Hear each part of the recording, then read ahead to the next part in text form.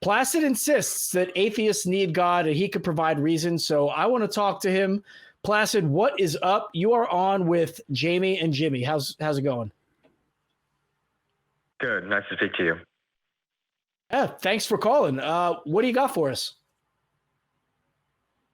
So I believe that atheists certainly would benefit from a acceptance in regards to spirituality overall and God in particular. Okay. All right. Thank you very much for making such a blatant and clear statement. I want to differentiate, though.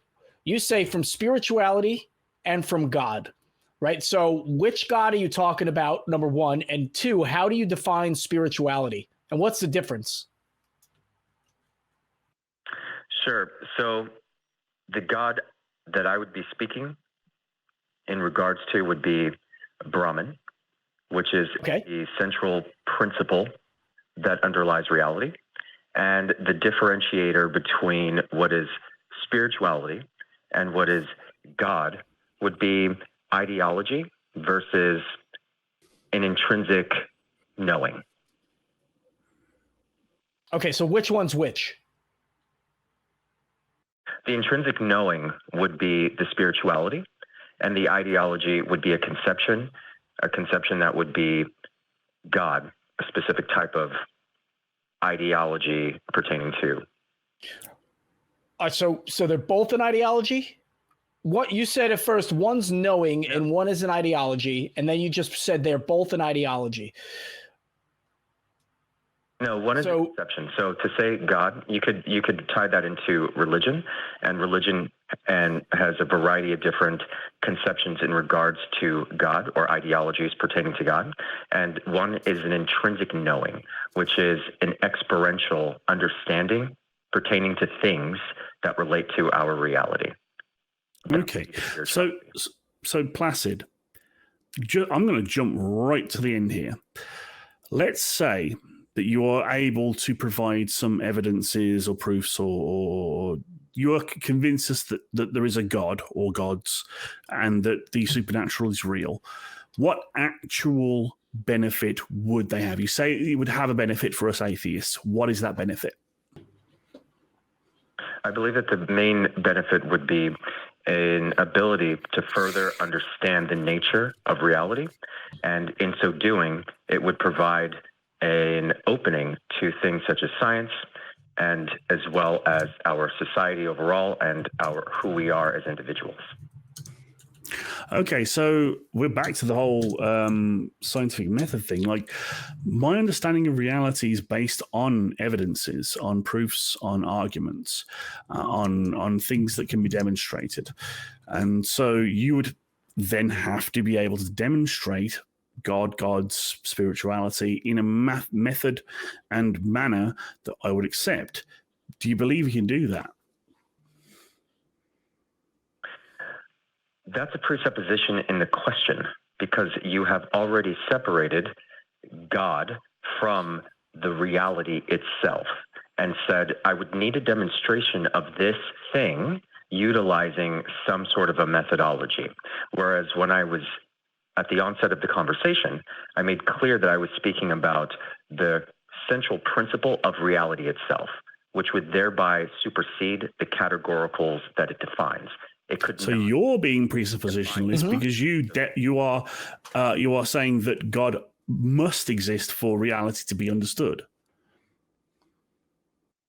No, I'm saying that they're one and the same. Okay. So how do you define God?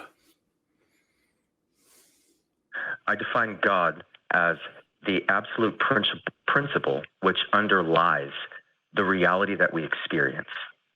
So I just call that physics. Mm-hmm.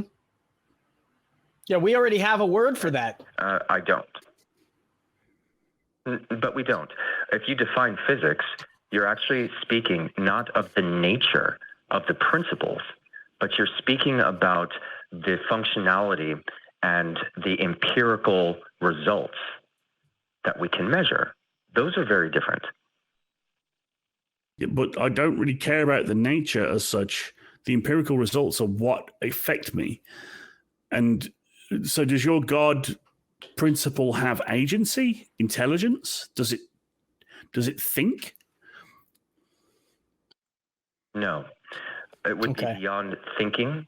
So when we think about the concept, just utilizing the general conception by a popular religion such as Christianity, and there's the knowledge, omniscience, then this all-knowing would, if really thought about, preclude a thinking, because there would be no new thought to think if all knowledge is known. So no, there wouldn't be any thinking. That would, and if there any more so, then there would be a moving if there's an omnipresence. If one is located everywhere, then there wouldn't be a movement to somewhere. So taking that from a principle perspective, no, there wouldn't be a thinking, since this would be the principle of mind itself. So Brahman is like a life force, right? It's kind of something, it's almost like you're describing the universe in a way. Is that accurate? Somewhat. Brahmanism certainly is the recognition of the fundamental nature of the universe. Yes, it wouldn't be a collection of the extrinsic things that we measure and call the universe. So, okay, here we go then. So everything about it, all I'm like getting is a feeling of something that is the universe that isn't the extrinsic things we can test and observe. But here's a couple of questions I have. Can we communicate with this God? Does it have agency? Does it change things at all, or is it just a steady state? Okay, so the answer to your first question is, can we communicate with this God? The answer is yes. Second question, does it have agency? The answer is yes. And the clarification is we and the principle we are extensions of this. So can we communicate with ourselves, with each other? Yes. So your God is just reality. You're just giving a God name to that which is natural. Like, I'm not seeing anything that would actually define a God, because if it doesn't have thought, and if its agency is only that which we have experience of ourselves, your God principle is, as far as I see, completely fucking useless. Pardon my French. Yeah, and Placid, the way that Brahmanism and the way that it relates. Now, I don't mean to put words in your mouth, because Brahmanism is a tenet of Hinduism, if I'm not mistaken. And I don't want to tell you that you're a Hindu, because I've had people say, well, I've had people in the past talk about principles of certain religions, and I say, oh, well, you're a Christian or you're a Muslim, and they say, well, no. So I don't know how those go together. But in any case, the idea of gods existing within the Brahman is almost as if the gods are manifestations, and beings in general are manifestations of the Brahman. That doesn't really depart all that much from the fact that, we've got physics and we've got the universe, and human beings are kind of made of the same things as everything else. It doesn't give us anything, again, going back to the scientific method, to test, to identify, to observe, or to confirm. It's just, it sounds like kind of a feel-good story that there's maybe this higher power that connects all of us, but it's really indistinguishable from what we consider reality, like Jamie said. So I believe that it provides a more important tool in regards to science. Within science, we are observing the effect, and we thereby need to move iteratively in regards to the limitations of what we can observe. When we utilize physically, when we utilize something such as math, we're able to then extrapolate beyond what we could physically observe in order to come to a model that is quite useful. And when we identify principles, for example, the principle, one of the core absolute principles of all principles is unity. We then have a premise that we know to be absolute and would thereby be very useful when extrapolating in regards to knowledge or information that that exceed our physical limitation. You're not making any sense, mate. Like, unity is absolute. I don't get on board with that. The only unity I have is situational when I engage in some act or action that allows me to align with someone either emotionally or physically. Like, I have unity with someone if we have similar thoughts, or I literally grab them. We are now unified as a physical whole.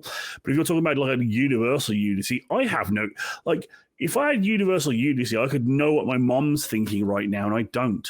I can guess, but you're not making any sense. That's just word salad as far as I'm concerned. Yeah, Placid, in all due respect. And to be honest with you, I don't know what mathematics has to do with identifying this Brahman or this existence, because you say that mathematics allows us to extrapolate something that we would not be able to experience physically. But, that's just a thought process. That's I accept that. Like, models are made with predictive power. For example, the existence of Neptune was presupposed by analyzing the observed phenomena and using mathematical models. And they're like, well, we think there's a planet there.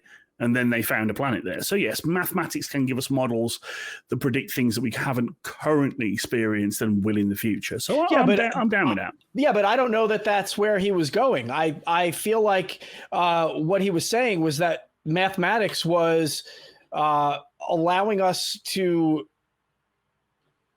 experience this thing that he's talking about. And that's where I can't get. I mean, Brahma, correct me if I'm wrong. I don't know if I misunderstood that, but mathematics, sure, creating models, right. But does that bring us any closer to this thing that you're presenting? So for clarity, when I speak of a principle, I'm speaking of that which serves as an absolute categorical premise that's applicable in all ways, under all conditions, circumstances, all of the time. When I say unity is an absolute principle because it underlies all things under all conditions in all ways. That means when we utilize math, science, anything having to do with history, sociology, every thought that you're going to have or that anyone can have is predicated upon there being an interrelatedness. Okay. That's an absolute fact. Now, right. That's not an absolute fact, though. That's a claim that you're making. That's a claim that you're making. You're saying that it's a claim that I'm making and that it's proven right now. I want you to think about what you're doing right now is you're going to negate and say, no, that's not the case.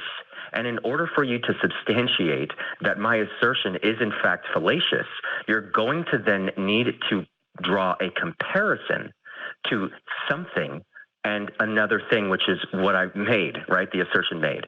That is an interrelation. There is nothing that exists or that can be thought of that is not premised upon an interrelation. If there is, I would love to hear what that is.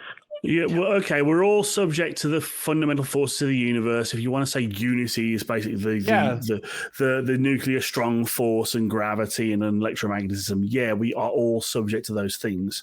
But that's just the basic building blocks of physics and the universe. No God needed. That's just nature. And if you want to get that broad with unity, I'm like, okay, fine, but it has no real significant use. Like, I can't.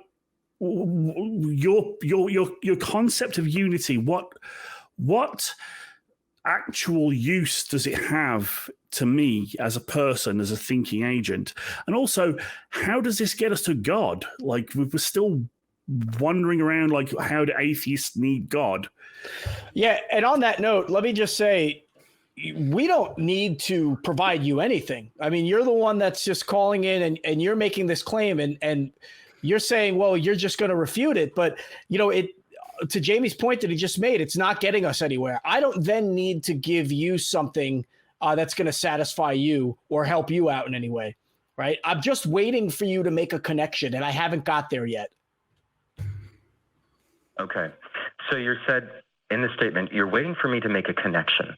By making a connection, it would validate some reasoning or provide some utility, which is what the other gentleman is asking for. In regards, number one, to there being a connection, that is a demonstration of the fundamental truth in regards to interrelation as the basis. You're just saying words. That's just word salad. You're repeating yourself. Give us an example. What is an example of this fundamental relationship? Give me an example, a tangible example. Sure. A tangible example would be a differential equation.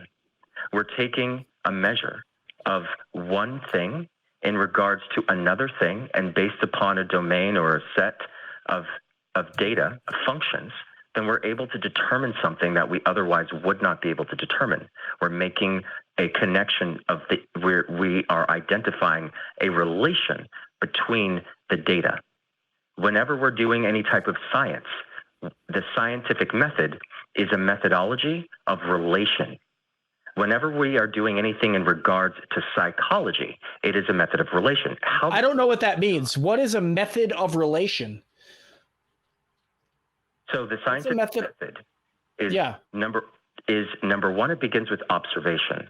And observation begins with a hypothesis. It begins with a hypothesis, and that hypothesis, in order to come up with a hypothesis, we're observing something. So it begins with observation. With an observation, after observation, maybe we can come to a hypothesis. And that observation is a relation. It says, I see this, it's a butterfly, and there's this caterpillar. I see the relation here. Listen, yes, causality exists. Hooray! We are understanding this. Yeah, we know where this is going. Look, all right. Let me try and go back. Hold on. Be specific.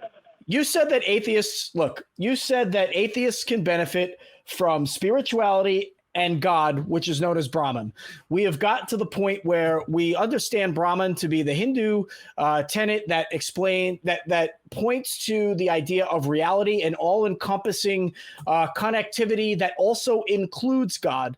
How can I benefit, A, from that, and B, can you even define what that is? Because you haven't yet. I just don't know why atheists need any of this. So I would begin with a connection to others. So when we recognize that we are, in fact, a holistic being altogether, human beings, then I believe that would be a positive outlook in regards to how we deal with each other on a social level. Okay, so we have a social connection to each other, and I feel like you're saying that once we realize that, then we will realize our moral obligation to treat each other fairly, to treat each other nicely, with love, etc. That's all fine, but I just don't need religion. I don't need a God or a spirituality to do that. I don't define that as spirituality, right? I just define that as being a human being, as anthropology. As having a moral compass that makes me not want to do bad things to people, and I don't consider that a spirituality, and I don't consider that a connection to Brahman. And you still haven't brought me any closer to why I need those things. Okay. You said that you consider it a moral compass. Can you explain to me what you mean by moral compass? Yeah, I do. So I think that I know, based on my own human experience, what is beneficial to other humans and what is preferred by them, right? So I don't want to do things that are going to harm them, because I think the opposite of being beneficial would be harmful. And I would try with everything I every grain of my being to not do that. And I would expect that they would not do that to me. I know the difference between right and wrong just based on my own human observation.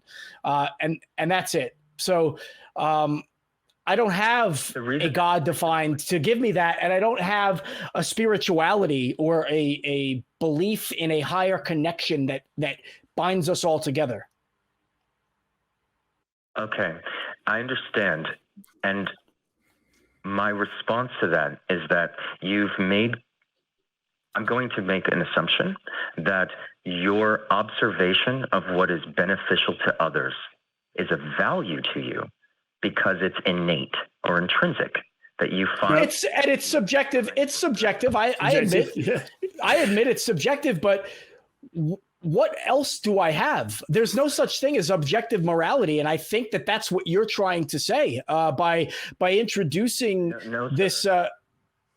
Okay, but you said that if we realize that we have this connectivity, that we will understand how to treat each other and how to relate to each other. That sounds like objective morality to me. I understand. What I am intending is a recognition of what is. So there's a fundamental nature, and the fundamental nature of this interconnection is, in my view, the reason why there is a benefit and or value that we have in doing well or treating others well. And this innate nature is what I had said earlier in the conversation in regards to spirituality as being an intrinsic knowing. Okay. I have to disagree because everyone's moral outlook is different. They may align mostly, but I don't think that anyone, not even Jimmy here, would align with me absolutely on every single moral issue. We can come to compromise because these things are subjective, but there's nothing innate. It's all judgments based on observations, actions, and knowledge. Like we can say there's an innate moralism and we're all connected by it. I don't think that's true. Because there are things that I believe are good and good for humanity that I'm certain that other people in this world do not believe are good for humanity. And that conflict disproves the idea that there's something innate to all of us that goes along with moralism. I mean, you just look at the world. There's such a dearth of empathy in so many places. How do you explain the fact that we have such differences in our morals if there is some sort of interconnectivity? I recognize that there is, in fact, a disparity in regards to a homogeneity when it comes to what we would consider moral. However, I would also look at the human history and recognize that there are more commonalities in regards to what we consider moral, or we wouldn't be here as a species. I would completely disagree, because those things that were seen as moral common sense for most of history, I find utterly abhorrent. Like the subservience of women, the use of slaves, the downtreading of the poor. You know, these things, like the pushing away of LGBTQ people. There's loads of moral issues that have been commonly seen as the way things are, that have now, through our better observation and better knowledge, come to be seen as moral now when they were seen as immoral before. So history can go be a lesson, but I'm not going to tap into history as a template on which to base my own moral judgments. So no, your interconnectivity through history doesn't gel with me either. Otherwise, we'd still be owning people as property and having women as baby makers only. Like, no, I really cannot get on board with that. I'm sorry. Yeah, and Placid, I have to say that if we're going to look to history, I don't think it's necessarily our moral connectivity that has allowed us to thrive. It's our drive for survival that has allowed us as a species to thrive. And, we are here not because of our moral connectivity, although I'm sure morals plays into how we succeed, but we're actually also, and I would say probably equally, here in spite of the many atrocities that have come through our nature to survive. Just like Jamie said, the morality of one time period is different, and we did horrible things to each other, and we're still here in spite of that. Who knows where we would be had we not gone through those paths, but we will never know because that's the path we took. And on that, I am going to move on. I really appreciate your call, Placid. I kind of wish that you would have demonstrated why atheists would benefit, but it just didn't move the needle anywhere for us.